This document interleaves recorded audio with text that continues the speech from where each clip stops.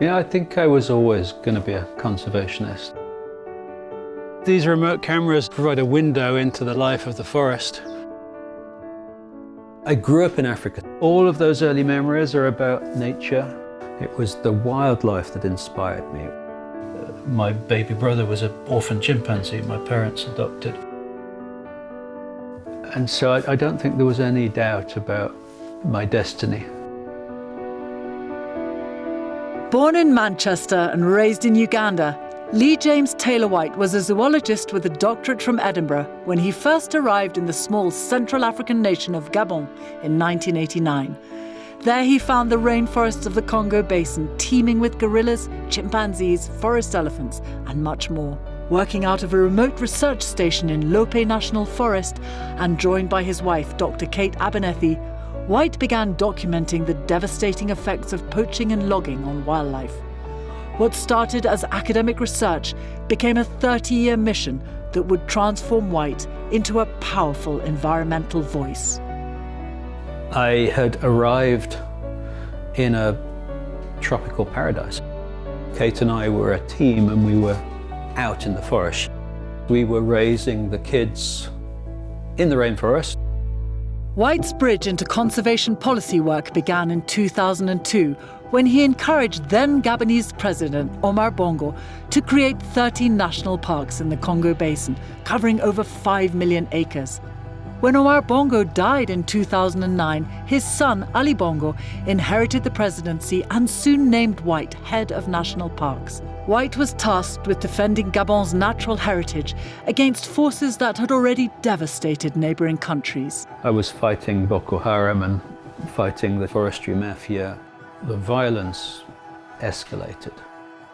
And we literally transformed biologists into warriors that went to war with the poachers. And that was the only reason the elephant survived. We brought down a $300 million forestry mafia. In 2019, White's success earned an appointment as Gabon's Minister of Environment. He could now move beyond protecting individual parks to creating national policy that would safeguard the entire Congo Basin ecosystem. Forest elephant populations were growing. The economy was also growing. You had more elephants, more revenues into the government, more employment, and more carbon in the ground. I went into it knowing that at some point it might come to a hard end. But it did come to an end.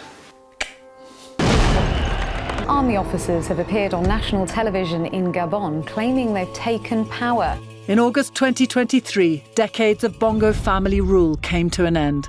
Citing corruption, military officers announced their coup in Gabon.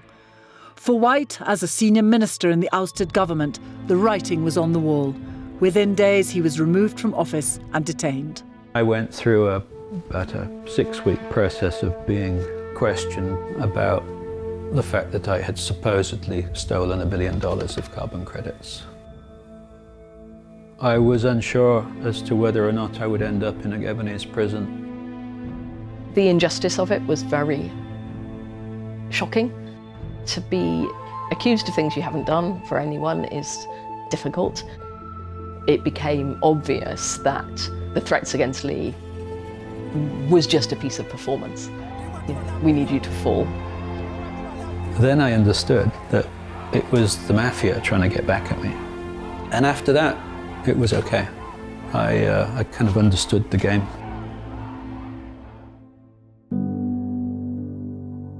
I set out to write one book. 760 pages later, the editor tells me I wrote 3 books, not one. So it's about conservation. It's about saving elephants and African forests through my eyes and my experiences.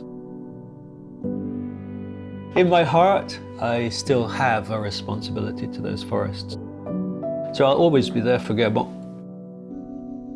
And I still have this mission to be the spokesman for my chimpanzee brother.